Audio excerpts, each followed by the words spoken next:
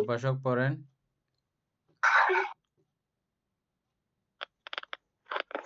আমি বলবো মঙ্গলক।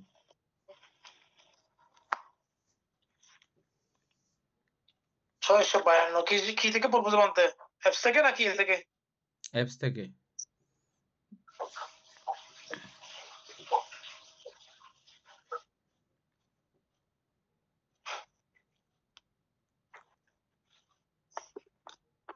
বন্দনা জানাই। মঙ্গলক।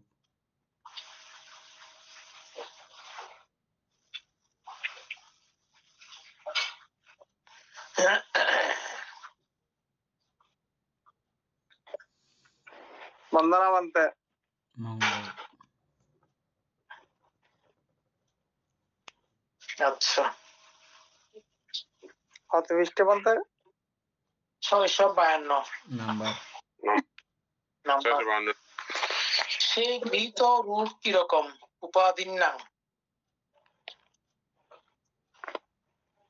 চক্ষু আয়তন, কর্ণ আয়তন, নাসিকা আয়তন, জিহ্বা আয়তন, কায় আয়তন, স্ত্রী ইন্দ্রিয়, পুরুষ ইন্দ্রিয়, জীবিত ইন্দ্রিয়, অথবা পূর্বজন্মে কৃতকর্মের ফলে উৎপন্ন অন্য যা কিছু রূপ আছে, রূপ আয়তন, গন্ধ আয়তন, রস আয়তন, স্পর্শযোগ্য আয়তন, আকাশ ধাতু, আপধাতু, রূপের উপচয়, রূপের প্রবাহ অর্থাৎ সন্ততি, কবরকৃত আহার, এই হচ্ছে সেই গৃহীত রূপ।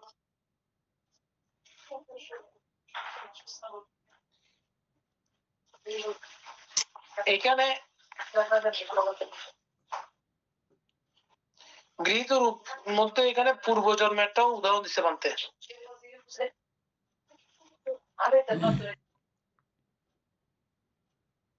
সুমন বাবু বইটা পড়েন।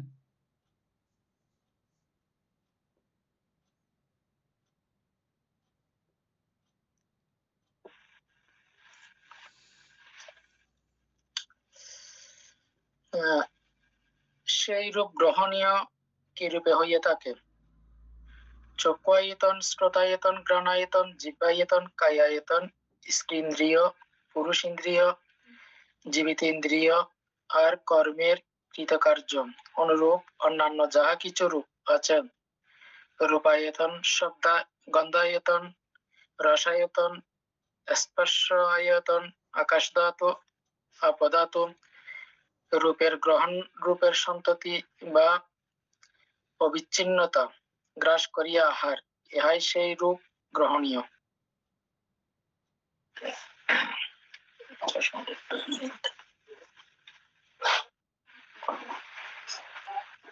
নিচে আছে অগ্রহণীয় রূপ।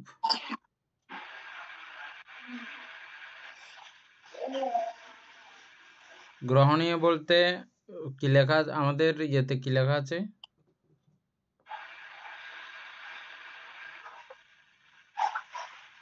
গ্রহণীয় বা আসক্তি উৎপাদক। গ্রহণীয় বলতে আসক্তি উৎপাদককে গ্রহণীয় বলা হচ্ছে। এটা কোথায় লেখা আছে? তাহলে ঠিক আছে, সমস্যা আছে। আসক্তি উৎপাদক কোন বইতে কি লিখছে এরকম নাকি? এমনি তো আমরা বুঝছি সেটা। 54টা দেখেন।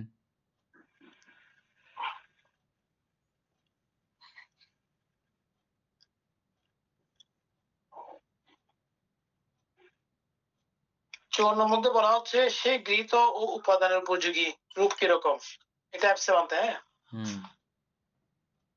চক্ষু আয়তন, কায় আয়তন মানে ওই 6টা আয়তন, স্ত্রীন্দ্রিয়, পুরুষ ইন্দ্রিয়, জীবিত ইন্দ্রিয়, অথবা পূর্বজন্মে কৃত কর্মের ফল উৎপন্ন অন্য যা কিছু রূপ আছে, রূপ আয়তন, গন্ধ আয়তন, রস আয়তন, স্পর্শযোগ্য আয়তন, আকাশ ধাতু, আপধাতু, রূপের উপচয়, রূপের প্রবাহ, কবলিকৃত আহার, এই হচ্ছে সেই গৃহীত ও উপাদানের উপযোগী রূপ। এটা হচ্ছে উপাদানের উপযোগী বলা হচ্ছে এখানে। উপাসক সুকুমার বাবু, আমরা গৃহীত বলতে আগে কি জানছিলাম যে গ্রহণীয় আর কি, গ্রহণীয় বানতে আর কি, গ্রহণ করে আর কি। গ্রহণীয় তো কি? গ্রহণীয়তা মানে গ্রহণ করা কি, আসক্তি হতে পারে তো, ঠিক আছে বানতে না, আসক্তি এটা পুরো বিষয়টা মিলতেছে না। আমি 54টা সরাসরি আসক্তি, সরাসরি আসক্তি হতে পারে না তো, আমরা কোনো কিছু গ্রহণ করতে পারি না, পারি তো। সেই রূপ গ্রহণীয় আর আসক্তি উৎপাদক কি রূপে হইয়া থাকে, ওই আর দিয়েছে কিন্তু এটা বা দেয় নাই। গ্রহণীয় বা আসক্তি দেয় নাই, হ্যাঁ। এরকম আর দিত, বা দিত, তাইলে বুঝতাম যে সরাসরি গ্রহণীয়টা আসক্তি। তো এটা সরাসরি গ্রহণীয় এটা বলতে ওই আসক্তি উৎপাদক। এটা মনে হয় গ্রহণ করার মধ্যে যে যে সমস্ত বিষয়গুলা আসক্তি উৎপাদন করে ওগুলো গ্রহণ করা হয়, ওইটাই বোঝানো হয়েছে মানে এখানে। এখানে আকাশ ধাতু কেমনে আসছে?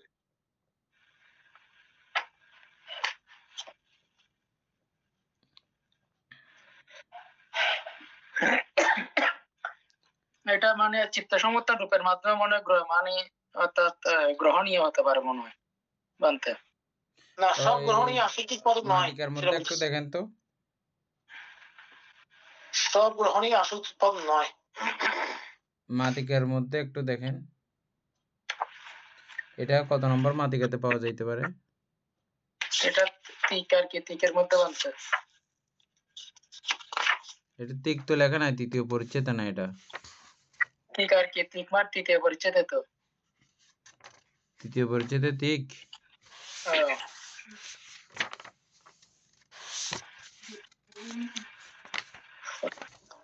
আমরা তৃতীয় পরিচ্ছেদ পড়তেছি, হ্যাঁ। 3 প্রকারের রূপ সংগ্রহ আর কি বানতে, যাহা সেই অধ্যাত্মন বা নিজের রূপ, তাহা বাহিরের বা উপাদান, যাহা সেই বাহিরের বা অপরের রূপ, তাহা বাহিরের হইয়া থাকে অথচ কিছু বাহিরের হয় না।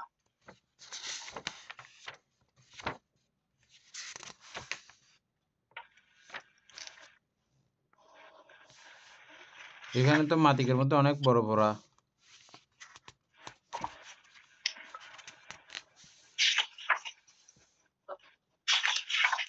যাহা সে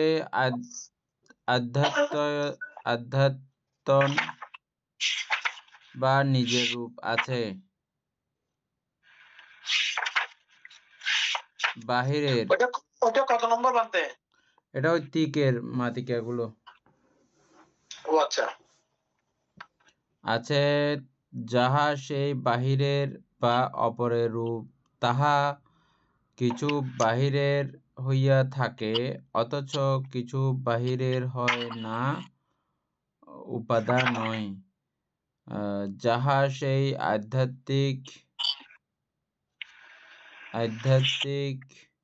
বা আধ্যাত্ম রূপ, তাহা গৃহীত।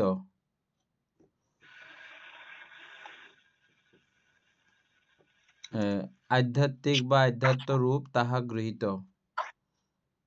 যাহা সেই বাহিরের রূপ, তাহা কিছু গৃহীত হইয়া থাকে অথচ কিছু গৃহীত হইয়া থাকে না। না বানতে এটা না।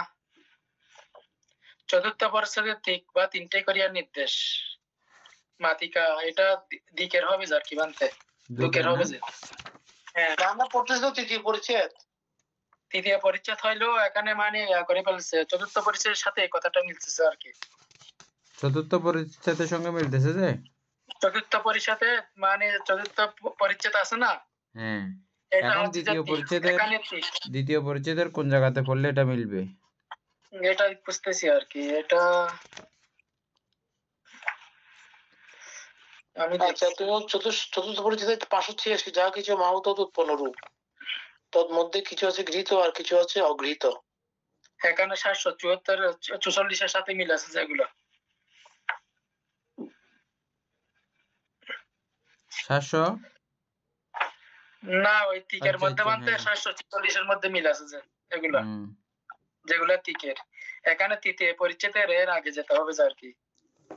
এর আগে দুকের মধ্যে মানে বুঝতে হবে আর কি, মানে ও গড় মধ্যে হবে মনে হয় বানতে, গড় নইলে খ নইলে গড় মধ্যে হবে।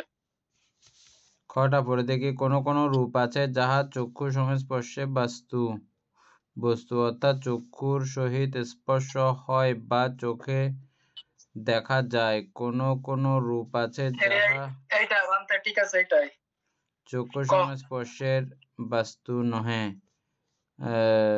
গ হবে যে না খ? ক ক থেকে শুরু হয়েছে যে কোন রূপ আছে যাহা চক্ষু সংস্পর্শজ বেদনা বা অনুভূতিতে পূর্ববৎ সংজ্ঞায় বা জ্ঞানে পূর্ববৎ চেতনা পূর্ববৎ চক্ষু বিজ্ঞানের বাস্তু। কোন কোন রূপ আছে যাহা চক্ষু বিজ্ঞানের বাস্তু নহে। কিন্তু চক্ষুন্দ্রিয়ের কথা আছে কতে আছে বানতে, ওই গতেও আছে, মানে তো ইন্দ্রিয় চক্ষু আয়তন। কোন কোন রূপ আছে যাহা শ্রোত্র।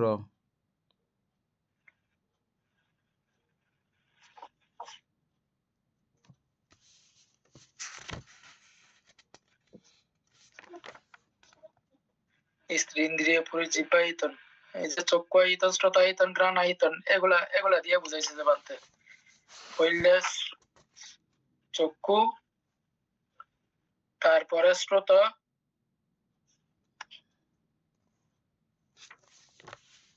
তারপরে ওই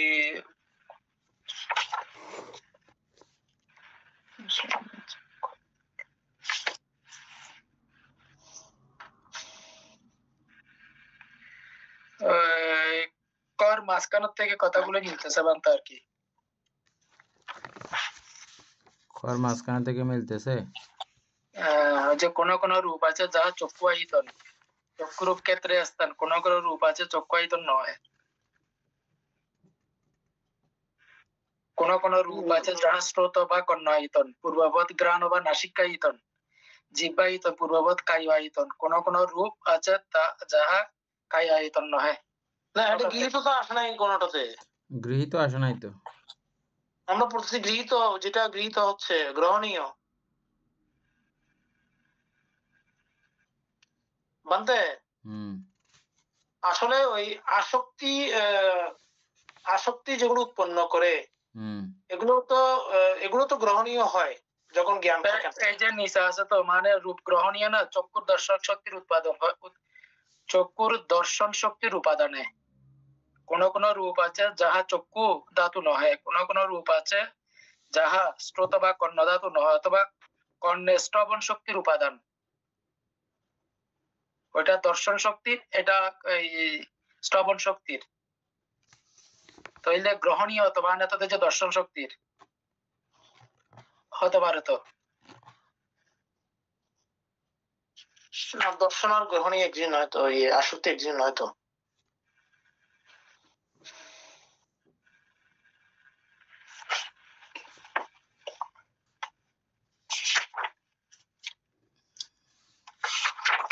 সেইরূপ অগ্রহণীয় কি রূপে হইয়া থাকে? শব্দায়তন, কায় বিজ্ঞপ্তি, বাক বিজ্ঞপ্তি, রূপের লঘুতা, মৃদুতা, রূপের কর্মণ্যতা, রূপের জড়তা, রূপের অনিত্যতা, আর কর্মেও কৃতকার্য না থাকার অনুরূপ অন্যান্য যাহা কিছু রূপ আছে। রূপায়তন, গন্ধায়তন, রসায়তন, স্পর্শায়তন, আকাশ ধাতু, আপধাতু, রূপের গ্রহণ, রূপের সন্ততি গ্রাস করিয়া আহার, ইহাই সেই রূপ অগ্রহণীয়। ঠিক আছে, মনে হচ্ছে আসক্তিটাই মিলবে যে, কারণ আসক্তিতে এখানে বলা হচ্ছে, এখানে প্রথমটা তো বলা হচ্ছে, এটা আমরা খেয়াল করি লাইনটা, এখানে বলা হচ্ছে কি সেই রূপ গ্রহণীয় কি রূপ হইয়া থাকে। চক্ষু আয়তন, শ্রোতায়তন, ঘ্রাণায়তন, জিহ্বায়তন, কায়ায়তন, এটা বই থেকে পড়তেছে আর কি। স্ত্রীন্দ্রিয়, পুরুষেন্দ্রিয়, জীবেন্দ্রিয়, আর কর্মের কৃতকার্য অনুরূপ অন্যান্য যা কিছু আছে, যেগুলো দিয়ে কর্ম হয়, কর্ম কোনটা হবে, যেটা আসক্তি উৎপন্ন হবে সেটাই কর্ম হবে। কর্মের কৃতকার্য অনুরূপ অন্যান্য যা কিছু রূপ আছে, রূপায়তন, গন্ধায়তন, রসায়তন, স্পর্শ আয়তন, আকাশ ধাতু, আপধাতু, রূপের গ্রহণ, রূপের সন্ততি, রূপের অবিচ্ছিন্নতা গ্রাস করিয়া আহার, ইহাই সেই রূপ গ্রহণীয়। তাইলে গ্রহণীয় মানে আসক্তি আসক্তি উৎপন্ন করে, যেগুলো কর্ম হবে মোট কথা বলতে, কর্ম না হলে, যেমন পরেরটা বলছে অগ্রহণীয়, যেগুলো কর্ম হবে না বলা হচ্ছে এখানে কিন্তু। আমি ওইটা থেকে উপর দেখলাম না, ঠিক আছে মনে হচ্ছে কর্ম হবে না যে কোনগুলো আছে, তাইলে শব্দ আয়তন কায় বিজ্ঞপ্তি, শব্দ আয়তন কায় বিজ্ঞপ্তি, শব্দ আয়তন কায় বিজ্ঞপ্তি কর্ম হবে না বললে এটা কি মিলতেছে না, ওইরকম ওইটা মিলতেছে না মানতে। যেটা এটা কি বলা হয়, যেটাকে যদি কর্ম না হওয়ার অবস্থা থাকে, এখানে যদি জ্ঞান থাকে তাহলে কর্ম হবে না, সেটা আর কি মানতে। আমি ওইভাবে জিনিসটা বোঝার চেষ্টা করতেছি, কারণ উপরে যেটা পড়ছি আমরা আয়তন এখানে বলা হচ্ছে কি বাক বিজ্ঞপ্তি, রূপের লঘুতা, এখানে আবার ভাগ করছে তো মানতে, অর্থাৎ নিদর্শন স্বনিদর্শনের মধ্যে যুক্ত করে দিছে তো। আচ্ছা, যাই হোক, এখানে অগ্রহণীয় হচ্ছে কিনা, অগ্রহণীয় যদি হয়, লঘুতা, মৃদুতা এগুলো মিলতেছে, এটা অগ্রহণীয় রূপ। লঘুতা, মৃদুতা, কর্মণ্যতা, রূপের জড়তা, রূপের অনিত্যতা, আর কর্মীয় কৃতকার্য না থাকার অনুরূপ অন্যান্য যাহা কিছু রূপ আছে তাহা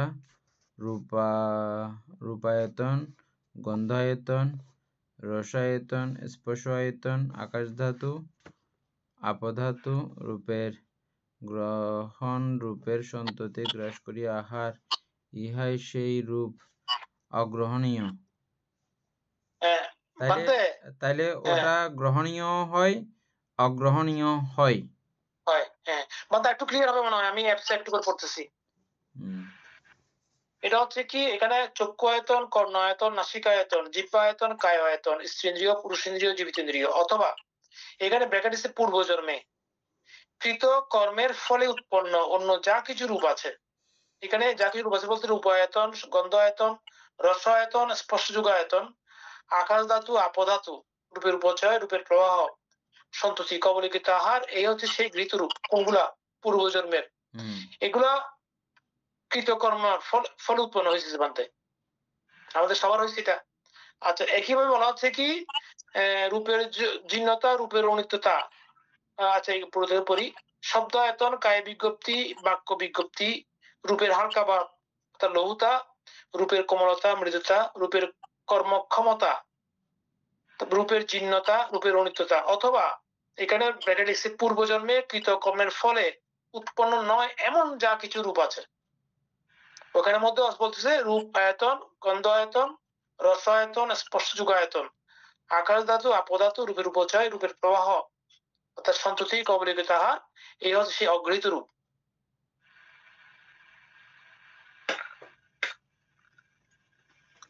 আচ্ছা, তারপরে 54 নম্বর পড়েন। সেই গৃহীত ও উপাদানের উপযোগী রূপ কিরকম? চক্ষু আয়তন থেকে কায় আয়তন পর্যন্ত স্ত্রেন্দ্রিয়, পুরুষেন্দ্রিয়, জীবিতেন্দ্রিয়, অথবা এখন লিখছে পূর্বজন্মে কৃত কর্মের ফলে উৎপন্ন যা কিছু রূপ আছে। রূপ আয়তন, গন্ধ আয়তন, রস আয়তন, স্পর্শযোগ আয়তন, আকাশ ধাতু, আপধাতু, রূপের উপচয়, রূপের প্রবাহ, কবলিকিত আহার, এই হচ্ছে গৃহীত ও উপাদানের উপযোগী রূপ। এগুলো পূর্বজন্মে যেগুলো গ্রহণ করা হয়েছে, এগুলো দিয়ে উপাদানও হতে পারে। তারপরে 55টা পর্যন্ত অগৃহীতর মধ্যে একই অবস্থা, রূপের জীর্ণতা, রূপের অনিত্যতা, অথবা পূর্বজন্মে কৃত কর্মের ফলে উৎপন্ন নয় এমন অন্য যা কিছু রূপ আছে, যেগুলো পড়ছে রূপ আয়তন, গন্ধ আয়তন, রস আয়তন, স্পর্শযোগ আয়তন, আকাশ ধাতু, আপধাতু, রূপের উপচয়, রূপের প্রবাহ, সন্ততি কবলিত আহার, এ হচ্ছে অগৃহীত কিন্তু উপাদানের উপযোগী রূপ।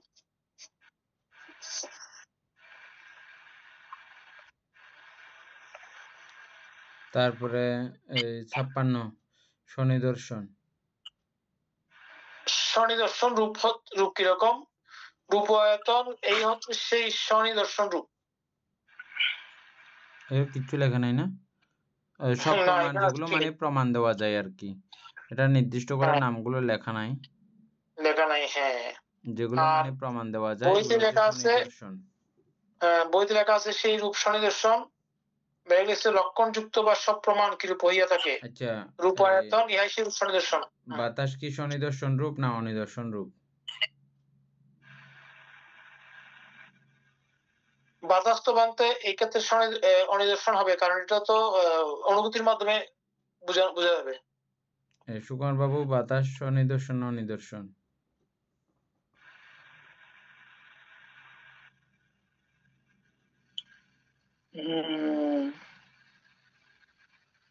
আমারও তো মনে হচ্ছে বানতে নিদর্শন। স্বনিদর্শন যেগুলো শুধু দেখবো আমরা, ওটা না, আমাদের অনুভূতি, যেকোনো সেটা বলছিলাম অনুভূতি হইলেই স্বনিদর্শন। যদি অনুভূতিটা হয় তাহলে স্বনিদর্শন অবশ্যই হবে। এটা মানে প্রমাণ দিতে পারলে, প্রমাণ করা গেলেই এটা স্বনিদর্শন। আচ্ছা, প্রমাণ ঠিক আছে বলতে। হ্যাঁ, আচ্ছা, আমরা ওই এটা উপরেরটা বুঝি না হিসাবে লিখে রাখতে হবে, বুঝছেন? 53, 52, 53, 54 আর 55 এগুলো বুঝি নাই আপাতত। হ্যাঁ, এগুলো থাক, এগুলো পরে আমরা আবার আলোচনা করে নেব। তারপরে তাহলে স্বনিদর্শনটা বুঝছি, অনিদর্শন এটার বিপরীত আর কি। কিন্তু এগুলো পরে বোধহয় লেখা থাকবে, এখানে লেখা নাই। 28 প্রকার রূপের মধ্যে কিছু স্বনিদর্শন আছে, কিছু অনিদর্শন আছে, এখানে বাক করা নাই, পরে নিচে বাক করা থাকবে। তবে হ্যাঁ, যদি বানতে এরকম ডাইরেক্ট হয় তাহলে এখানে আসক্তিটা লেখাও ঠিক হচ্ছে না। হ্যাঁ, এরকম ডাইরেক্ট খুঁজতেছেন, এরকম হলে আসক্তি এরকম মনে হয়। আচ্ছা, দেখা যাক আমরা সামনে পাই কিনা। তো যাই হোক, এটা আশা করি থাকবে, আমরা অধৈর্য হওয়ার কিছু নাই, বই আইজো পড়তো। ঠিক আছে। তারপরে তাহলে 57 শেষ, 58। আচ্ছা, সেই সব প্রতীক রূপ কিরকম? না, এখানে ছিল, এখানে তো ওই যে চক্ষু আয়তন পূর্ববৎ দিয়েছে, তো মানে চক্ষু আয়তন থেকে বাকিগুলো পড়তে হবে। কোন জায়গায় লেখা আছে এগুলো? আচ্ছা, 657 মধ্যে দিয়েছে যে চক্ষু আয়তনকে অনিদর্শন রূপ বলা হচ্ছে। ওই যে অনিদর্শন বলার কারণ হচ্ছে যে ওই যে আমরা বলছিলাম যে চক্ষু আয়তন যদি হয় তাহলে পঞ্চ আয়তন সবগুলো হবে। এগুলোতে যেহেতু মহাভূত নাই, মহাভূত না থাকলে এগুলো তো প্রমাণ করা যাবে না। ভূত উৎপন্ন, তবে মহাভূত সেখানে নাই। মহাভূত না থাকলে প্রমাণ করার তো কোনো উপায় নেই, আছে?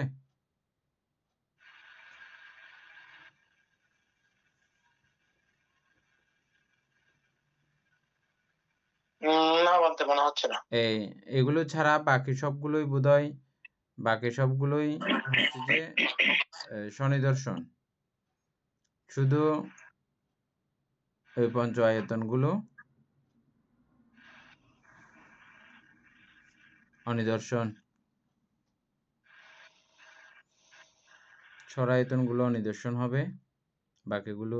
আচ্ছা, যাই হোক, এখানে যেহেতু আমরা পাচ্ছি না,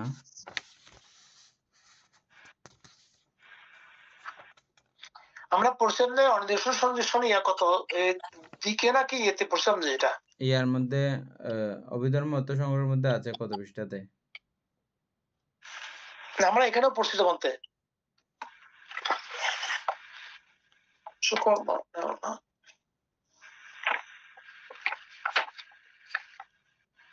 সুকুমার বাবু, অনিদর্শন রূপ কত প্রকার পড়ছিলাম যে?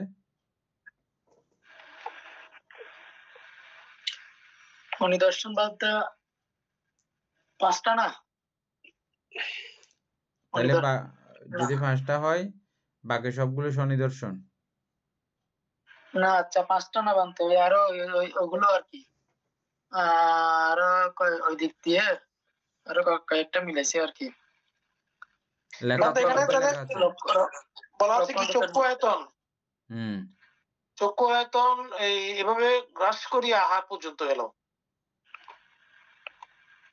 এইরূপ সেই অনিদর্শন বা অপ্রমাণ এগুলো কি অপ্রমাণিত হচ্ছিল অন্তে?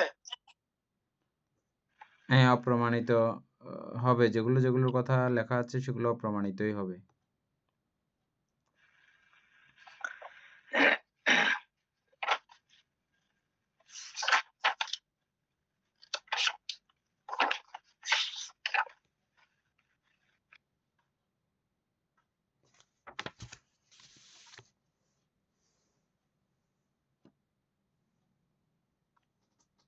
তারপরে 58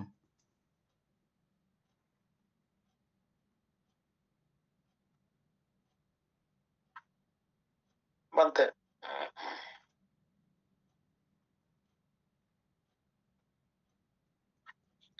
আচ্ছা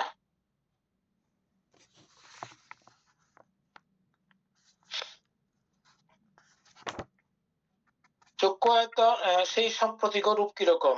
চক্ষু আয়তন, কর্ণ আয়তন, নাসিকা আয়তন, জিহ্বা আয়তন, কায় আয়তন, রূপ আয়তন, শব্দ আয়তন, গন্ধ আয়তন, রস আয়তন, স্পর্শযোগ্য আয়তন, এই হচ্ছে সেই সম্প্রতিক রূপ।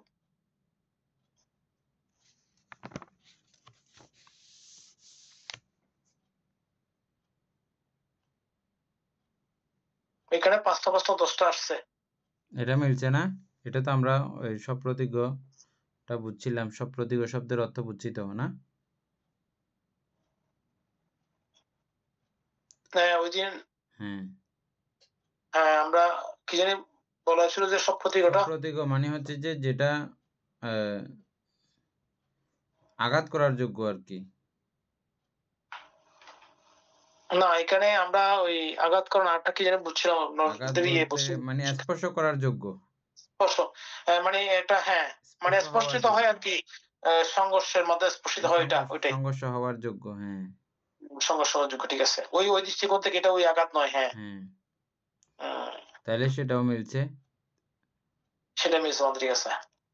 তাহলে 60 59 58 সেম। আচ্ছা 60 হচ্ছে কি সেই ইন্দ্রিয় রূপ কিরকম? চক্ষু ইন্দ্রিয়, কর্ণ ইন্দ্রিয়, নাসিকা ইন্দ্রিয়, জিহ্বা ইন্দ্রিয়, কায় ইন্দ্রিয়, স্ত্রেন্দ্রিয়, পুরুষ ইন্দ্রিয়, জীবিত ইন্দ্রিয়, এই হচ্ছে সেই ইন্দ্রিয় রূপ। ইন্দ্রিয় সম্পর্কে একটা ব্র্যাকেট দিয়ে সুন্দর একটা ইয়ে লিখছে, জ্ঞান লিখছে। তবে এই জ্ঞান হচ্ছে ভূত।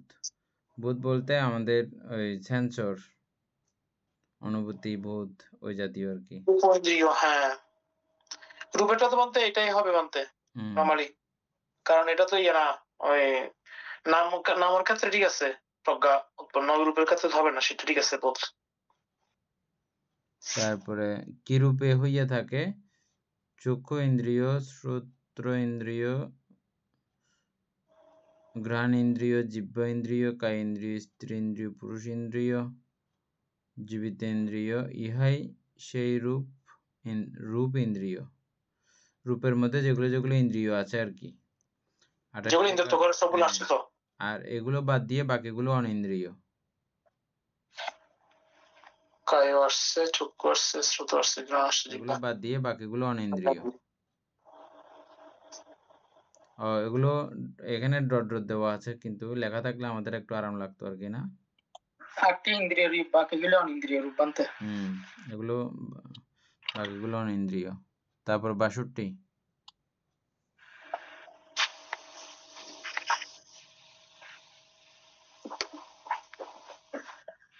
মহাভূত কি রূপে হইয়া থাকে?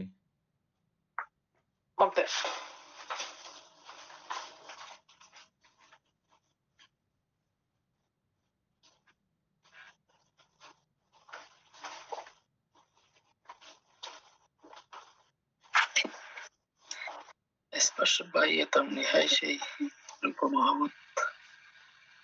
মহাভূত কি রূপে? সেই মহাভূত রূপ কিরকম? স্পর্শযোগ্য আয়তন আপদার্থ, এই হচ্ছে সেই মহাভূত রূপ।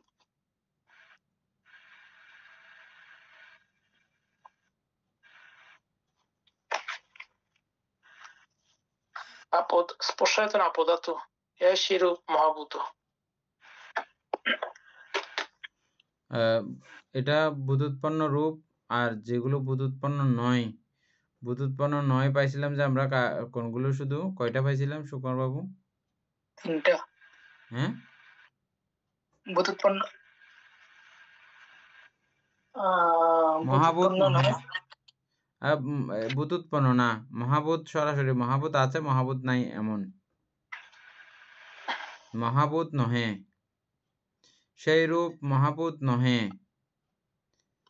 কি রূপে হইয়া থাকে? মহাভূত নাই কিসে কিসের মধ্যে? এখন ওই চক্ষু আয়তনে নাই বলতেছে, তাইলে চক্ষু আয়তন থেকে শুরু করে কবলিকৃত আহার পর্যন্ত। কবলিকৃত আহারের মধ্যেও এটা নাই, মহাভূত নাই। বলতে এখানে ওই যে কি বলে স্পর্শায়তন আপাতত ছাড়া বাকি সবগুলোর মধ্যে নাই বলে নাই বোঝানো হচ্ছে নাকি এখানে?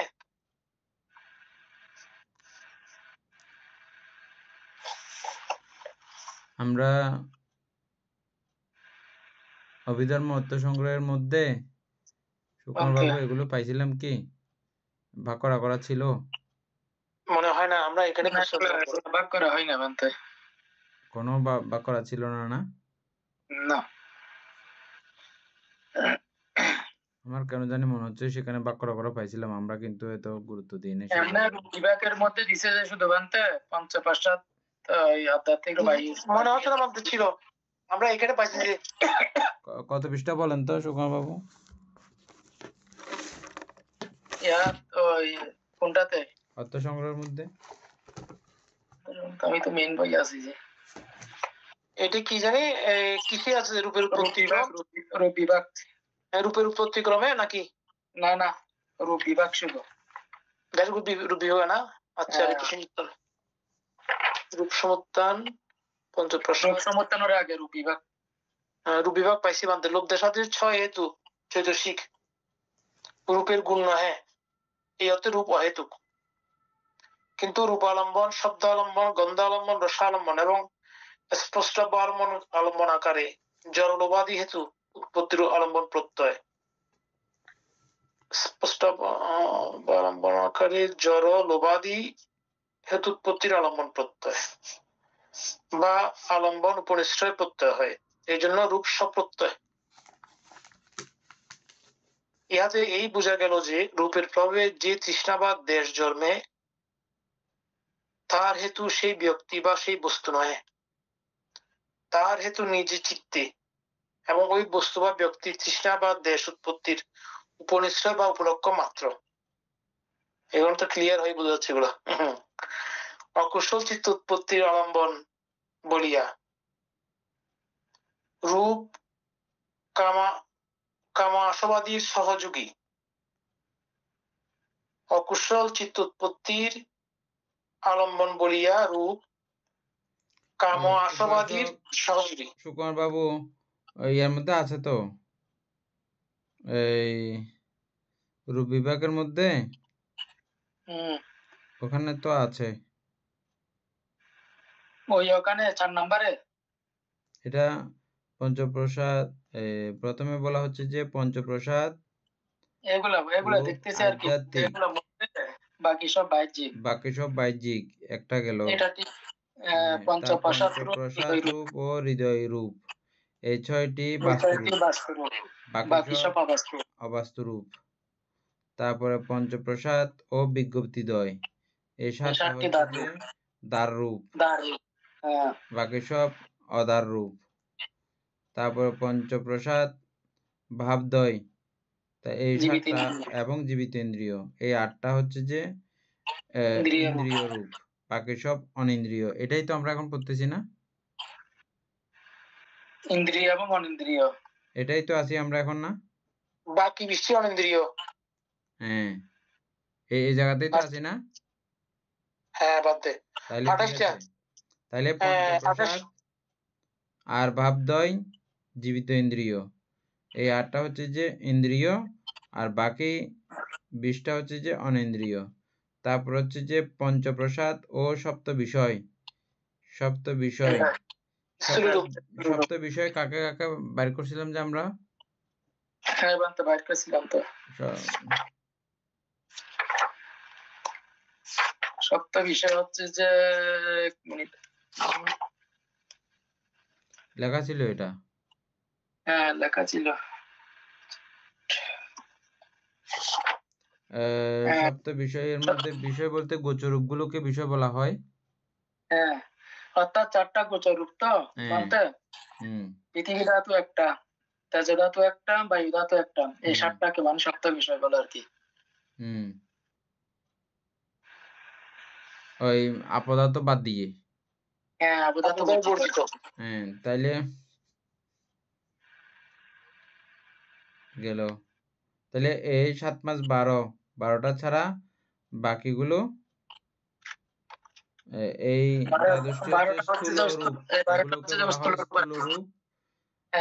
বাকিগুলো হচ্ছে যে সূক্ষ্মরূপ।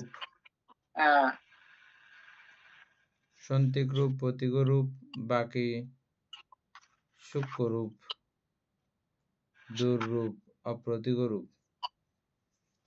আবার এতগুলো কথা কি জন্য লিখছে এখানে? স্থূল রূপ, সন্তিক রূপ, প্রতীক রূপ, বাকি বাকি সূক্ষ্মরূপ, দূররূপ। আচ্ছা, এটা প্রতিশব্দ। স্থূল রূপকে আপনি সন্তিক রূপও বলতে পারেন, সপ্রতীক রূপও বলতে পারেন।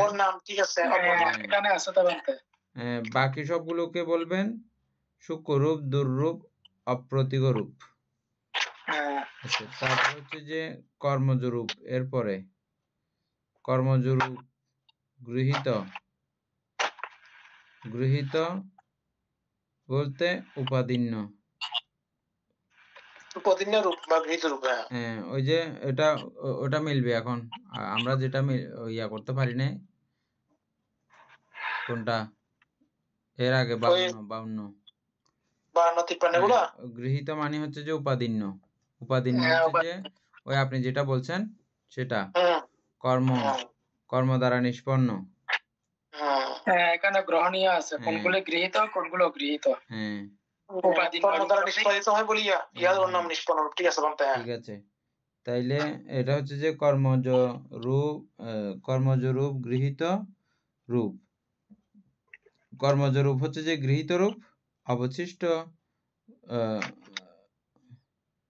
কর্মজ রূপ কয়টা? কর্মজ রূপ কয়টা যে? 18টা। আর 10টা হচ্ছে যে অগৃহীত। তাইলে ওই 18টা বাদ দিলে, কর্মজ রূপগুলো থেকে ওগুলো বাদ দিলে মিলে যাবে। আচ্ছা, এগুলো আমাদের একটু লিখে ফেলা দরকার, সুকুমার বাবু, বুঝছেন? আমি লিখছি আর কি 18 প্রকার কর্মজ রূপ, এগুলো লিখলে ওগুলা না, এমনি বাক বাক করে করে পুরো বানাইতে হবে। এটা বানাইলে এটা প্রত্যেক সোজা হইতো। এটা বানানো থাকলে তাহলে বুঝাও যাবে এবং এটা মিলতেছে কিনা, প্রমাণ হচ্ছে কিনা, এটাও ইয়ে করতে পারবে একটু। এটা একটু করতে হবে। এনিকে দিলে অবশ্য করে ফেলবে।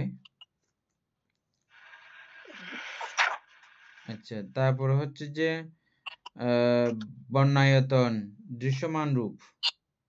বাকি সবগুলো অদৃশ্যমান রূপ। এটা হচ্ছে যে আবার চোখে দেখার। এটা ওই কিছুক্ষণ আগে বলছিলাম যে সপ্রমাণ অপ্রমাণ, এটা আর এটা বেশ মজা। এটা শুধু চোখে দেখার দৃশ্যমান রূপ, বর্ণ। হ্যাঁ, এটা কি আমরা পড়ছিলাম, এটা কি বলে, আগেরটা ছিল যে কি? সপ্রমাণ অপ্রমাণ, স্বনিদর্শন অনিদর্শন।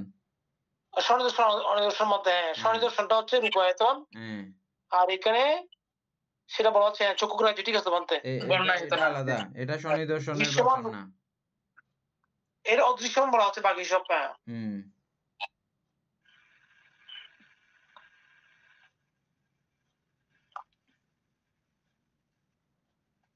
রূপের তো শেষ নাই। তারপরে চক্ষু, শ্রোত, সংস্পর্শ, না অসম্পৃক্ত। চক্ষু, শ্রোত, অসম্পৃক্ত রূপ দুইটা। চক্ষু আর শ্রোত 8 নাম্বার। 8 নম্বরে ঘ্রাণ ও জিহ্বা কায়াসিক গন্ধ রস ও স্পষ্ট যে স্পর্শতা সংঘর্ষ এই চক্ষু শ্রুত অসম্পৃক্ত রূপ ঘ্রাণ ও চোখের জিহ্বা কায়া সঙ্গে আর কানের সঙ্গে আচ্ছা হ্যাঁ ঠিক আছে এগুলো মানে ইয়ে হবে না আপনার জোড়া লাগার দরকার নাই হবে না তো বলতে হ্যাঁ মানে এটা যেরকম আমি কিছুতে একটা স্পর্শ টাচ করেছি ওটা দরকার নাই শব্দটা টাচ করা তো ওখানে আওয়াজ হইলে এখানে শোনা যাচ্ছে এটা সংস্পর্শিত ঠিক আছে দৃশ্য ওখানে দেখতেছি এরকম এই দুইটা শুধু এটা হুম অসম্পৃক্ত এটা অসম্পৃক্ত হয়েও কাজ করবে অসম্পৃক্ত হয়েও কাজ করবে আর এই দুইটা ছাড়া বাকি সবগুলো সম্পৃক্ত নাকি না তিনটা শুধু সম্পৃক্ত লিখছে জানতে ঘ্রাণ ও জিহ্বা কায় সম্পৃক্ত রূপ ঘ্রাণ জিহ্বা কায় সম্পৃক্ত রূপ এটা পঞ্চবসাতকে ভাঙছে জানতে এবং এই পাঁচটি গোচরগ্রাহী রূপ আবার এই পাঁচটিকে গোচরগ্রাহী রূপও বলা হয়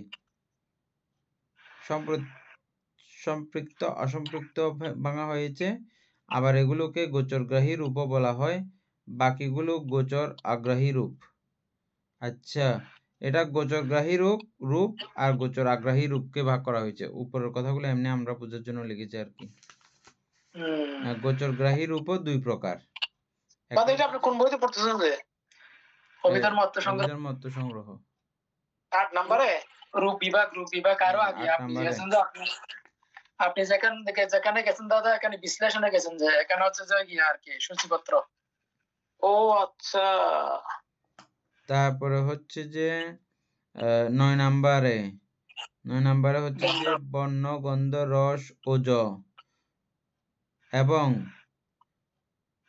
চারি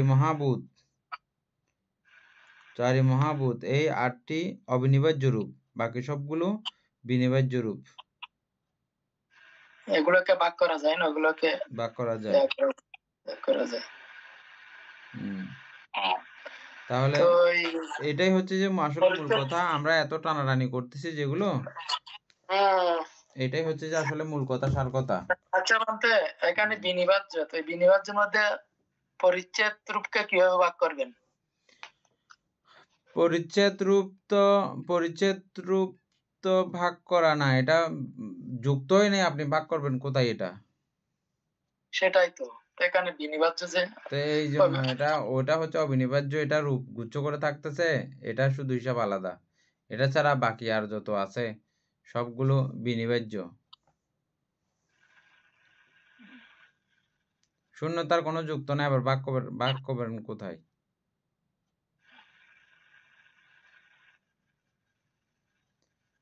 পরিচ্ছেদ মানে হচ্ছে শূন্যতা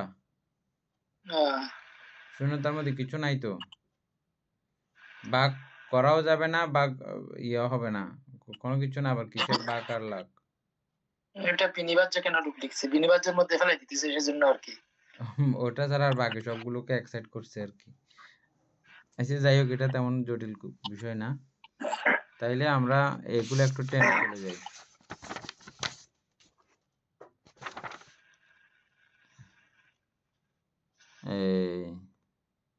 সাতটি চিত্ত সমুত্থান রূপ কি রূপ হইয়া থাকে চিত্ত সমুত্থান রূপ না 66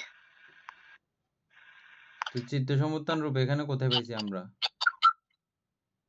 66 বানতে না এই এর মধ্যে বিধান মত সংগ্রহের মধ্যে ওটা বলতে এটা আছে যে এর পরেরটাতে আছে পরে রূপ সমুত্থান আছে তো এরপর আছে চিত্ত সমুত্থান রূপ হচ্ছে জরুরি বিভাগ ও দ্বিপদী বিজ্ঞান মানে বর্জিত আর কি 75 প্রকার রূপ অর্থাৎ চিত্ত সমুত্থান রূপ হচ্ছে যে অরূপ বিপাক দ্বিপঞ্চ বিজ্ঞান বর্জিত 75 প্রকার চিত্ত তাইলে এইগুলো বাদ দিয়ে বাকি 75 প্রকার চিত্তই ভবাঙ্গের প্রথম ক্ষণ হইতে ভবাঙ্গের প্রথম ক্ষণ হইতে উৎপত্তি ক্ষণে ক্ষণে চিত্তজ রূপ উৎপাদন করে।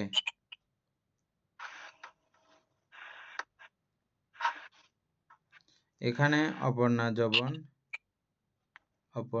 যবন ইজ্জপত কিও দৃঢ় করে। আচ্ছা যাই হোক, এটা দরকার নেই, ওইটা মূল কথা হচ্ছে যে ওইটাই চিত্ত সমুত্থান রূপ। উপাসক চিনছেন না চিত্ত সমুত্থান রূপগুলো? চিত্ত সমুত্থানটা 15টা তো বানতে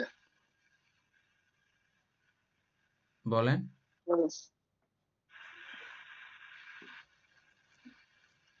কি কি সুকুমার বলো তো? কায় বিজ্ঞপ্তি, বাক বিজ্ঞপ্তি, বাক বিজ্ঞপ্তি, অবিনিবার্য রূপ 8টা, তারপরে শব্দ, লঘুতা, মৃদুতা, পরিচ্ছেদ রূপ আছে না? কর্মণ্যতা এবং আকাশ পরিচ্ছেদ রূপ আসা আর কি আছে। তাইলে এগুলো হচ্ছে যে চিত্ত সমুত্থান রূপ। তা বাকি সবগুলো চিত্ত সমুত্থিত রূপ নয়।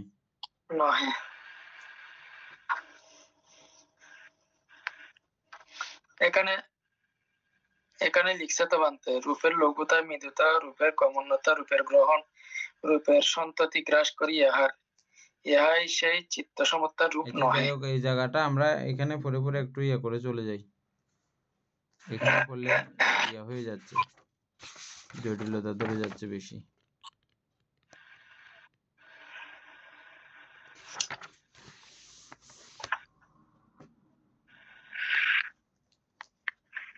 তারপরে ঋতু সমুত্থান রূপ এখানে আছে, চিত্ত সমুত্থান রূপ নহে। শীতোষ্ণ নাম দিয়ে তেজধাতু যখন স্থিতিকোণ প্রাপ্ত হয় তখন অবস্থান অনুসারে দেহস্থ বা বাহ্যিক ঋতু সমুত্থান রূপ উৎপাদন করে।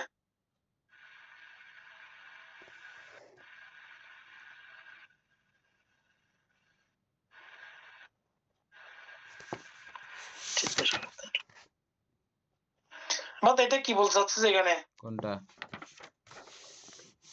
ইয়ে তো অবশ্যই এটা অভিধামত সংগ্রহের মধ্যে ঋতু সমুত্থান রূপ শীতোষ্ণ নামধেয় তেজধাতু যখন স্থিতিকোণ প্রাপ্ত হয়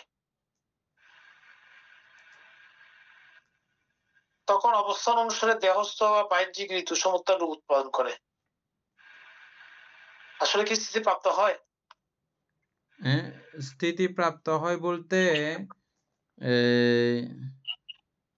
স্থিতিক্ষণ প্রাপ্ত হয়, অর্থাৎ তেজধাতু যখন মূলত আমাদের সবকিছুর কলকাঠির মূলে, কলকাঠির মূলে কিন্তু এই তেজধাতু, বুঝছেন? এই চারি ধাতুর মধ্যে সবচেয়ে বেশি ভূমিকা যুক্ত হচ্ছে যে তেজধাতু। কোনো কিছু তো হবে না, না ওগুলো ছাড়াও হবে না, তবে এগুলো সমুত্থান করার জন্যে তেজধাতুর 19-20-এ বিশাল গোলযোগ লেগে যায়। হ্যাঁ, সূর্যটা যখন আগুন জ্বলা শেষ হয়ে যাবে তখন এখানে আর প্রাণের অস্তিত্ব থাকা সম্ভব নাই।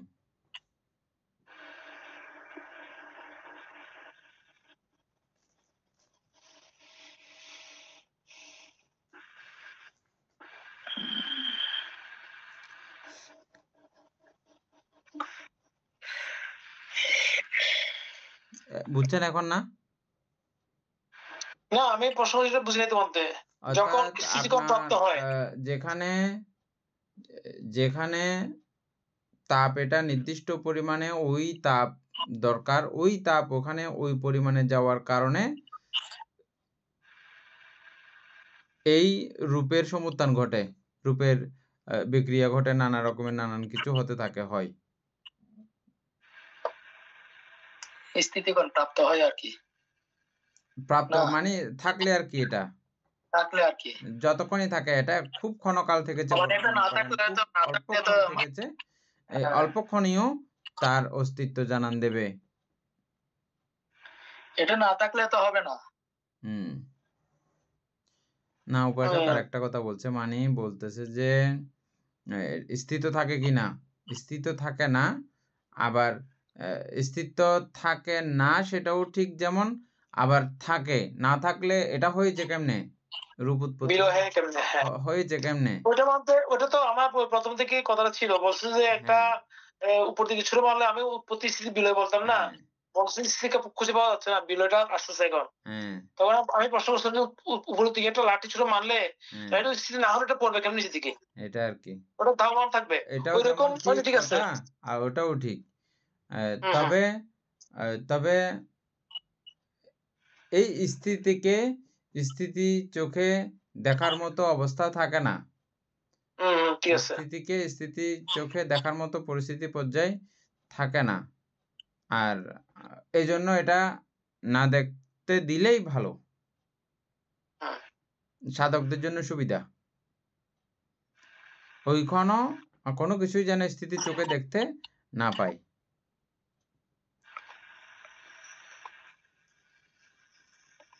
বলা হচ্ছে স্থিতিক্ষণ বলা হচ্ছে। হ্যাঁ, ঠিক আছে। এটা একটা ক্ষণ আর কি, খুব অল্প একটা ক্ষণ। তখন অবস্থা অনুসারে দেহস্থ বা দেহের অথবা বাহ্যিক ভাবে ঋতু সমুত্থান রূপ হয়, উৎপাদন করে। হ্যাঁ, তারপর হচ্ছে যে আহার সমুত্থান রূপ। আমি বই থেকে অভিযোগ সংগ্রহ পূর্ব বলতে। হ্যাঁ, এটা একটু করে পড়েন। আহার সমুত্থান রূপে বলা হচ্ছে কি আহার যাহার অনুনাম ওজন। আচ্ছা বলতো, আমরা ওখানে গোল চিহ্ন গুলো আছে পেট কাটা, এগুলোর কোনো অর্থ পাইছিলাম না, পরবর্তীতে না, নাকি এগুলো পাইনি? কোনো কিছু না। আচ্ছা, যার অনুনাম ওজ, যখন পরিপাক হইয়া দেহের অঙ্গীভূত হইতে থাকে এবং যখন স্থিতি প্রাপ্ত হয় তখন এই আহার সমুত্থান রূপ উৎপাদন করিতে থাকে। তন্মধ্যে হৃদয় রূপ এবং ইন্দ্রিয় রূপ কর্মজ, বিজ্ঞপ্তিদয় চিত্তজ, শব্দ চিত্তজ ও ঋতুজ। হ্যাঁ, লঘুতাদিত্রয় ঋতু চিত্ত আহার সম্ভূত অবিনিবার্য রূপ। এই লঘুতা, মৃদুতা, কর্মণ্যতা, এই তিনটা হচ্ছে যে আহারের দ্বারাও হবে, ঋতুর দ্বারাও হবে, চিত্তের দ্বারাও হবে, হ্যাঁ, অবিনিবার্য রূপ। এবং আকাশ ধাতু এবং চারি কারণে আকাশ ধাতু এই চারি কারণেই উৎপন্ন হয়। আকাশ ধাতুও এই ইয়ে হবে, এই ঋতু, চিত্ত, আহার, কর্ম।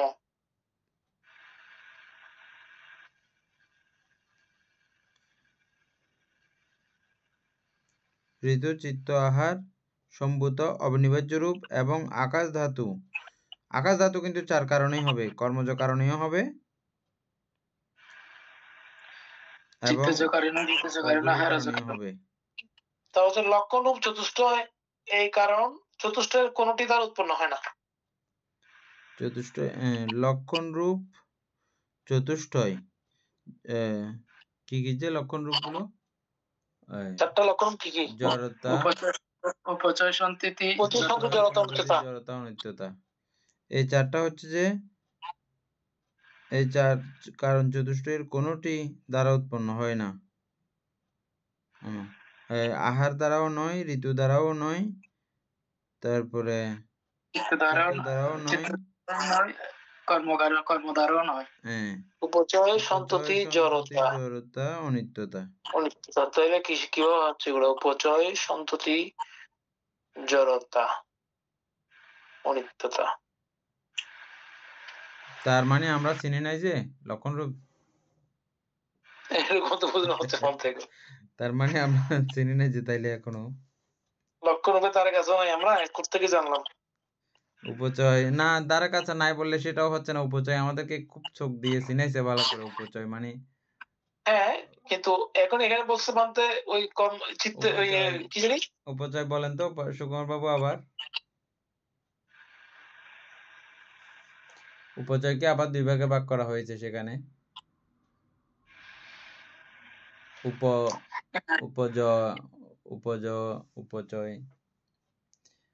উপচয় হচ্ছে যে প্রতিসন্ধি ক্ষণ থেকে প্রতিসন্ধিক্ষণ থেকে শুরু করে চক্ষু দর্শক আদি হওয়া পর্যন্ত উপচয়। তো তো তাই যদি হয়, তো এটা কোনোটা দ্বারা উৎপন্ন হয় না, চতুষ্টয়ের কোনটি দ্বারা উৎপন্ন হয় না। এই কথাটা কেমনে মিলল?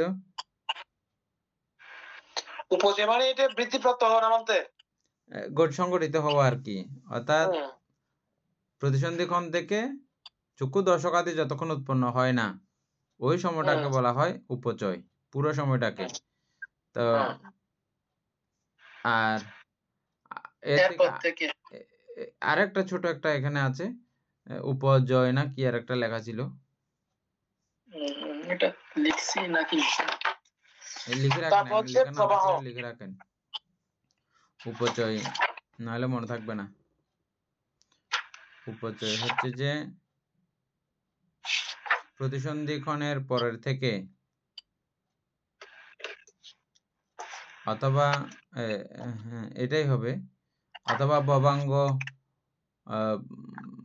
ভবনিকন্তির পরের থেকে, না প্রতিসন্ধির পরের থেকেই হবে।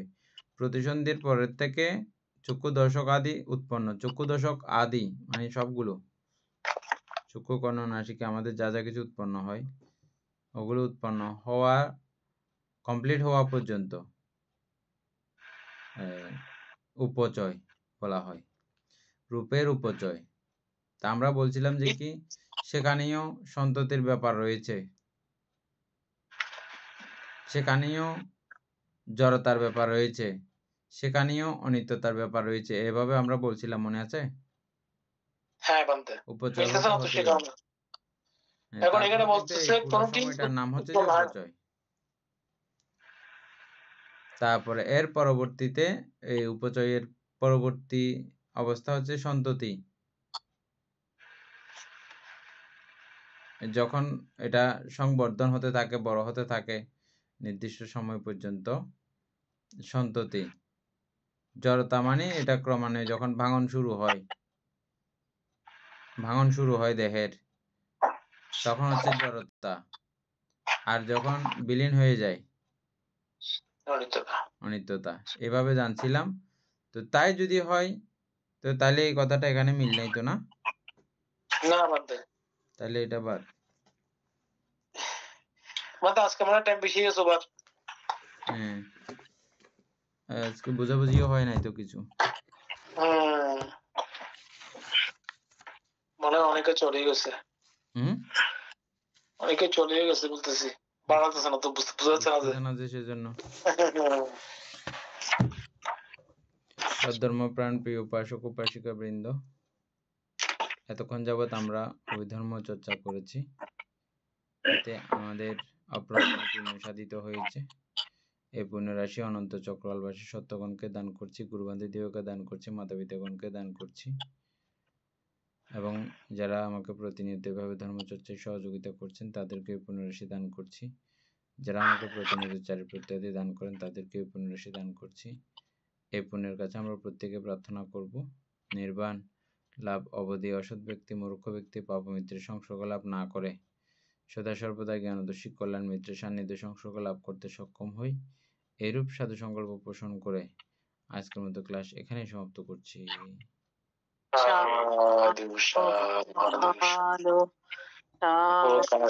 বন্দামি বন্তে